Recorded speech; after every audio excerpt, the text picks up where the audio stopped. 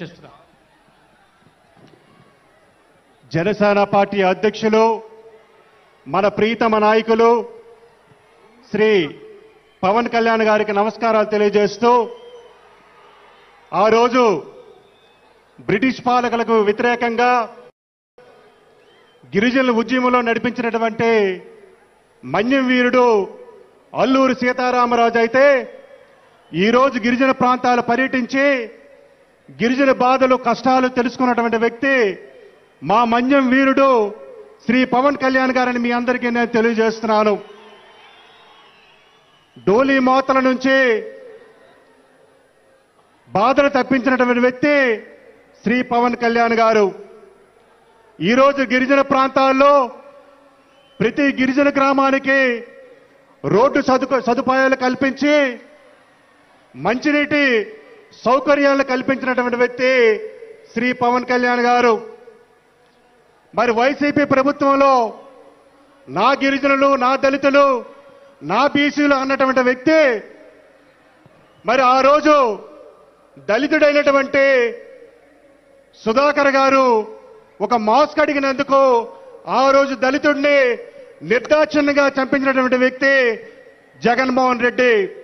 అలాగే అప్పు తీసుకున్నందుకు పాపానికి ఒక గిరిజన మహిళని ఆ రోజు వైసీపీ ప్రభుత్వంలో ట్రాక్టర్తో తొక్కించినటువంటి వ్యక్తి జగన్మోహన్ రెడ్డి.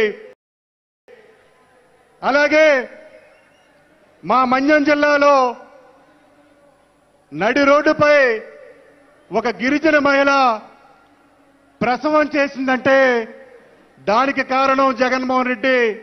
ఆ రోజు ఏ ప్రాంతానికి కూడా కనీస రహదారి సౌకర్యం కూడా కల్పించలేదు.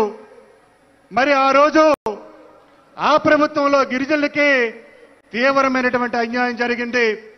ఈరోజు మన పవన్ కళ్యాణ్ గారు మరి నరేగా నిధుల నుంచి గిరిజన ప్రాంతాలన్నిటి కూడా ఈరోజు పెద్ద ఎత్తున రోడ్లు సదుపాయం కల్పించారంటే మా గిరిజనులందరూ కూడా మన నాయకులు పవన్ కళ్యాణ్ గారికి రుణపడి ఉన్నామని సందర్భంగా తెలియజేస్తా ఉన్నాను.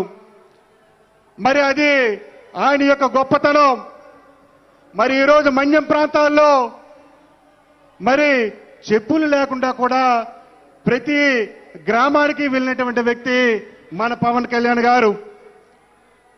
మరి ఒక సినిమా రంగం నుంచి మరి ఈరోజు ఎన్నో కష్టాలు కోర్చి నష్టాలు కోర్చి ఈరోజు మరి మా ప్రాంతాలన్నీ కూడా పర్యటన చేసి మరి ఈరోజు పవన్ కళ్యాణ్ గారు ఆదుకున్నారంటే వారికి ప్రత్యేకంగా నేను ధన్యవాదాలు తెలియజేస్తున్నాను.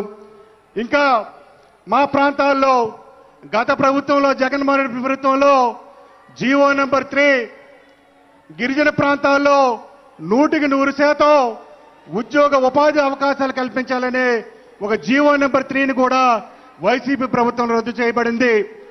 నేను ఈ సభ సాక్షిగా మన నాయకులకు అడుగుతా ఉన్నాను, తమరు ప్రత్యేకమైనటువంటి దృష్టి పెట్టి మా గిరిజన సామాజిక వర్గాన్ని ఆదుకోవాలని ఈ సభ ద్వారా మీకు తెలియజేస్తా ఉన్నాను.